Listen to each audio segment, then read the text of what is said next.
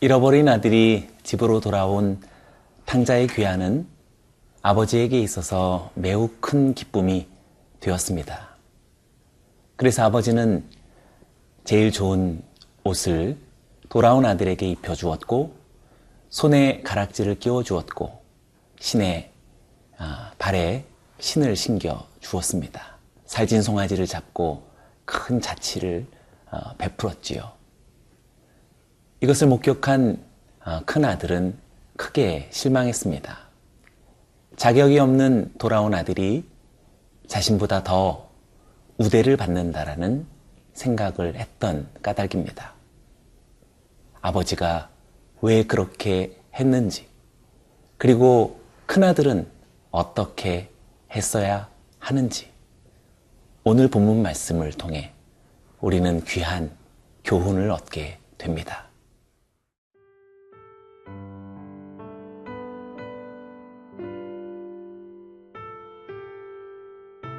고린도전서 12장 21절에서 31절 말씀입니다. 눈이 손더러 내가 너를 쓸 데가 없다 하거나, 또한 머리가 발더러 내가 너를 쓸 데가 없다 하지 못하리라. 그뿐 아니라 더 약하게 보이는 몸의 지체가 도리어 요긴하고, 우리가 몸에 덜 귀히 여기는 그것들을 더욱 귀한 것들로 입혀주며, 우리의 아름답지 못한 지체는 더욱 아름다운 것을 얻느니라. 그런즉 우리의 아름다운 지체는 그럴 필요가 없느니라. 오직 하나님이 몸을 고르게 하여 부족한 지체에게 귀중함을 더하사, 몸 가운데서 분쟁이 없고 오직 여러 지체가 서로 같이 돌보게 하셨느니라. 만일 한 지체가 고통을 받으면 모든 지체가 함께 고통을 받고, 한 지체가 영광을 얻으면 모든 지체가 함께 즐거워하느니라.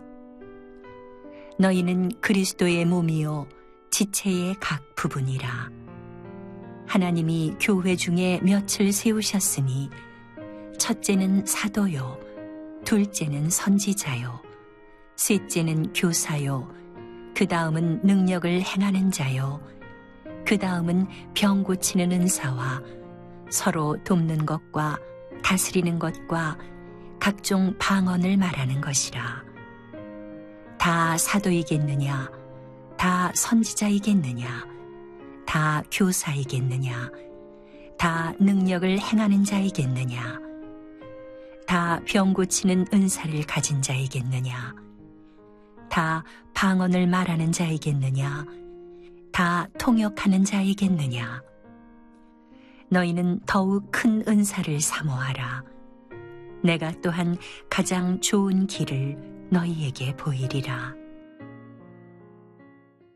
아버지의 재산을 탕진하고 방탕한, 그리고 장녀들과 어울려 지낸 음행의 죄를 범한 둘째 아들은 여러 해 동안 아버지의 명령에 순종해왔던 큰아들이 볼 때에는 참으로 자격이 없는 존재, 쓸모없는 인생으로 인식될 수 있을 것입니다.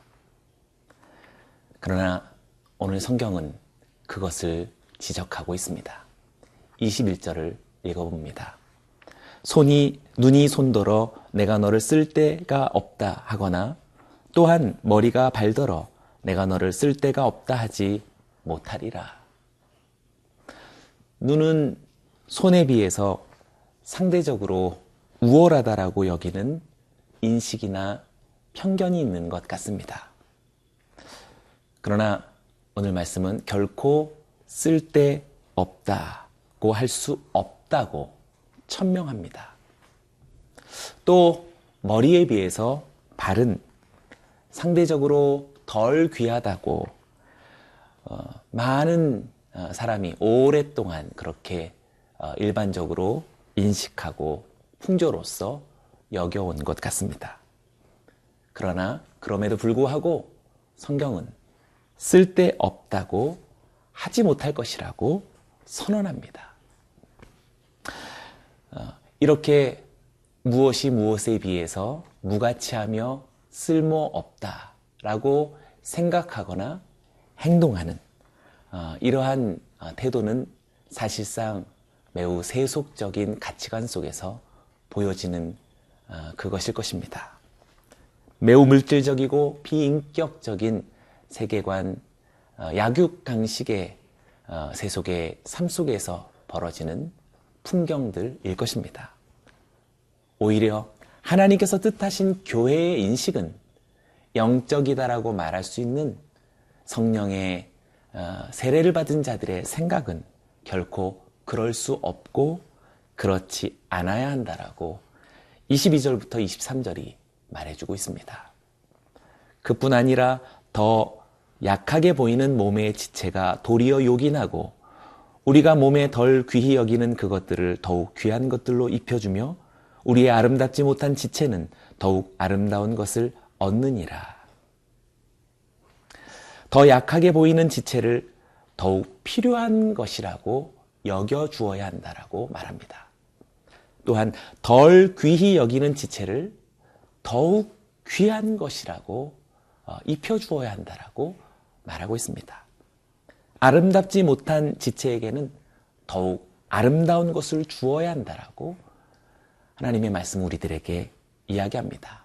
돌아온 탕자를 맞이한 아버지의 행동 그 자체가 오늘 사도 바울의 서신 속에서 느껴지는 듯 합니다.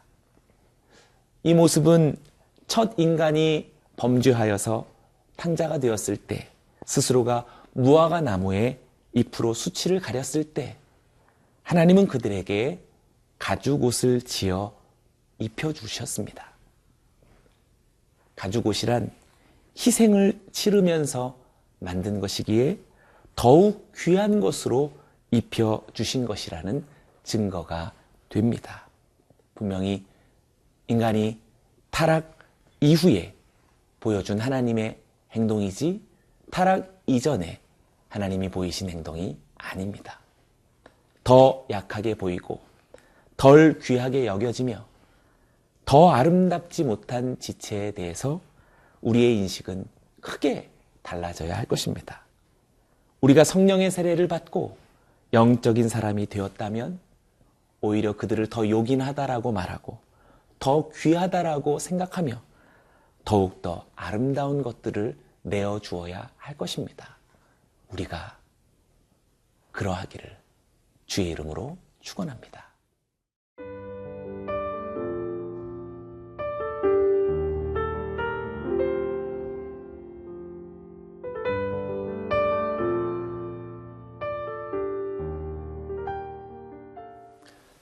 그렇다면 이와 같이 모순 같아 보이는 정황들이 일어나는 이유는 무엇일까요? 일반적인 세상의 이치와 크게 달라 보이는 그런 까닭은 무엇일까요? 24절부터 25절이 말해줍니다. 우리의 아름다운 지체는 그럴 필요가 없느니라.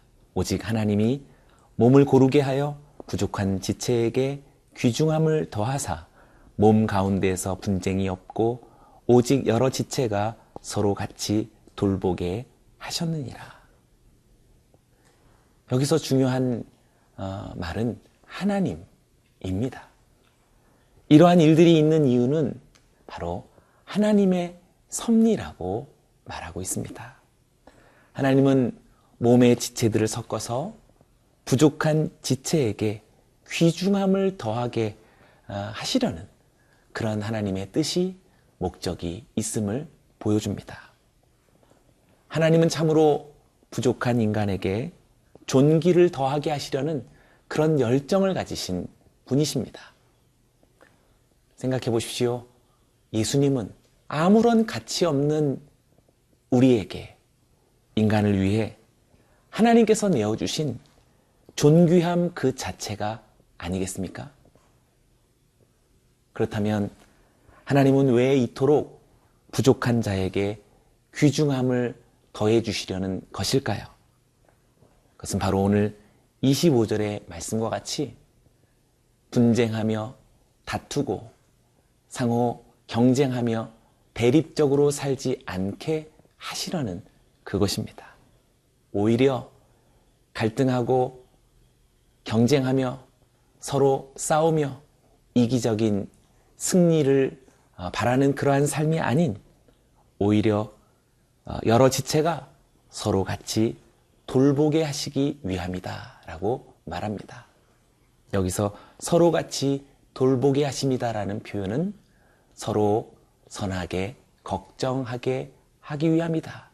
서로를 염려하는 것이지요. 서로를 걱정하는 것입니다.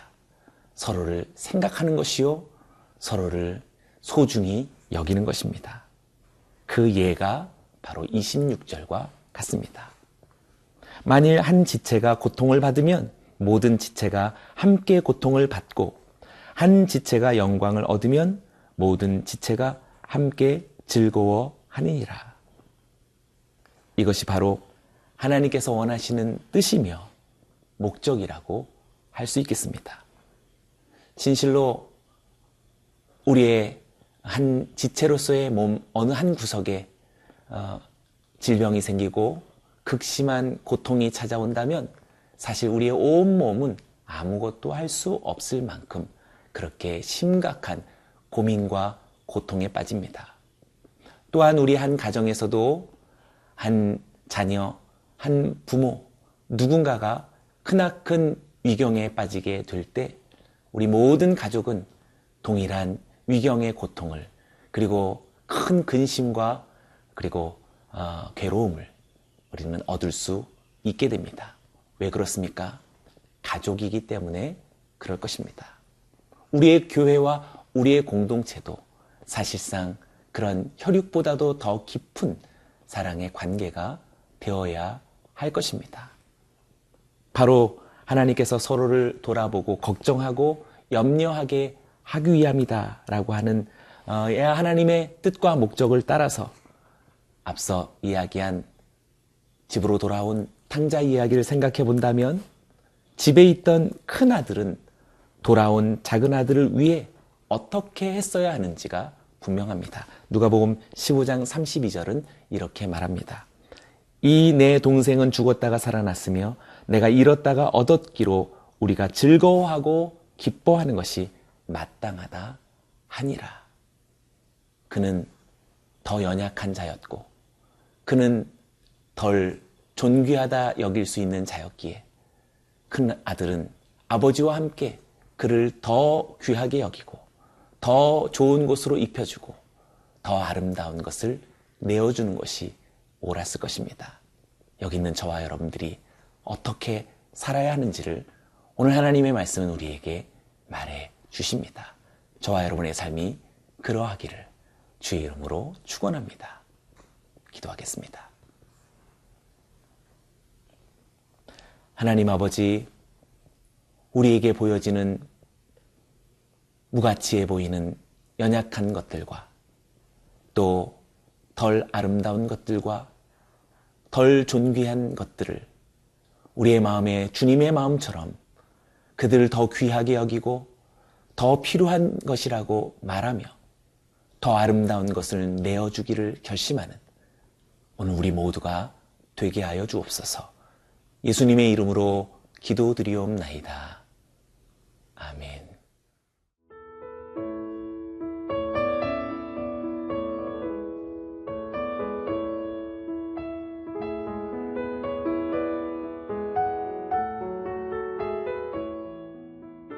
이 프로그램은 시청자 여러분의 소중한 후원으로 제작됩니다.